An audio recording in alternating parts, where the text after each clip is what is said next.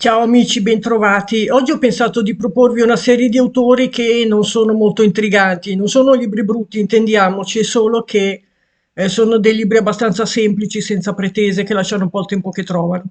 Magari potrebbero andare bene per ragazzi o per chi comincia a leggere libri genere crime o vuole iniziare da romanzi più semplici o anche per rilassarsi sotto l'ombrellone. Più che altro io ho letto tantissimi thriller e se è troppo facile la trama mi accorgo subito di come va a finire e mi è venuto l'occhio clinico oramai, come si dice. Bene, cominciamo. Il primo è Richard North Patterson, questo autore. Oggi ho qui il giudizio finale. Avevo già fatto un video su questo autore, magari ve lo lascio qui sotto. Comunque, presi singolarmente non sono male come libri.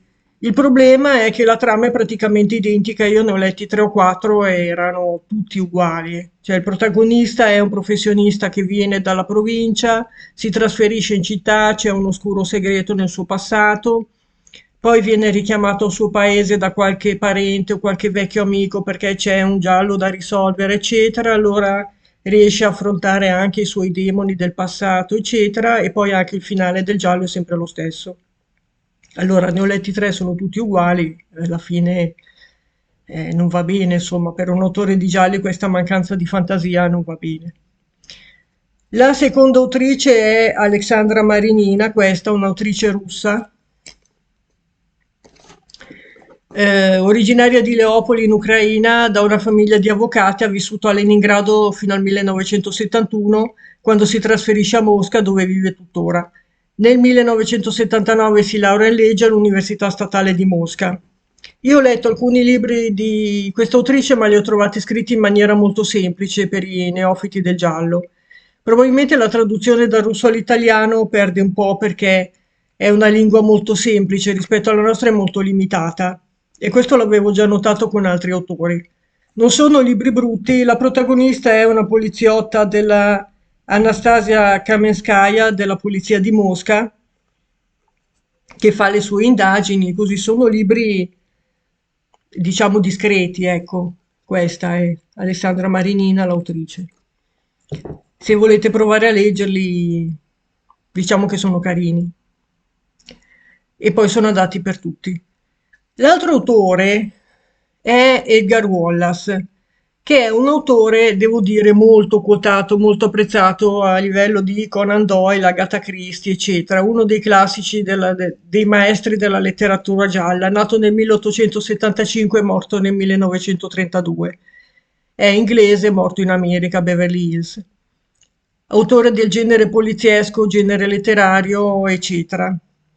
Ha scritto tantissimo, oltre 175 romanzi, 24 drammi, articoli giornalistici, era autore, sceneggiatore, drammaturgo, eccetera.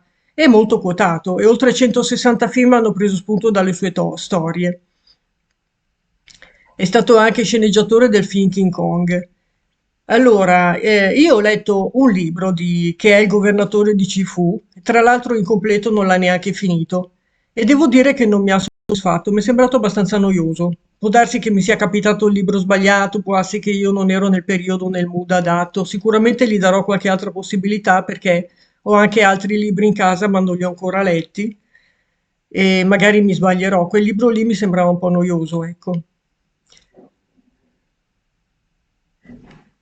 L'altro libro è Innocente di Scott Turow. Di questo libro avevo già parlato in precedenza, sarebbe il sequel di Presunto Innocente, da cui è stato tratto il famoso film con Greta Scacchi e Harrison Ford, dove il procuratore Rusty Sabic era stato accusato di aver ucciso la sua amante Caroline Polemos. In questo libro invece Innocente è accusato di aver ucciso la moglie e si deve difendere dalle accuse. A me è sembrato un libro scritto con un finale un po' banale, un po' scontato, prevedibile, diciamo.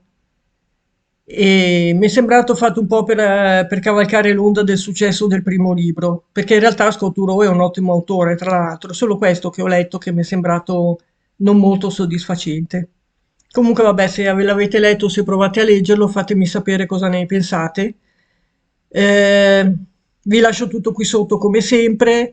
Al prossimo video, grazie per la visualizzazione, mettetemi un like se il video vi è piaciuto, a presto, ciao.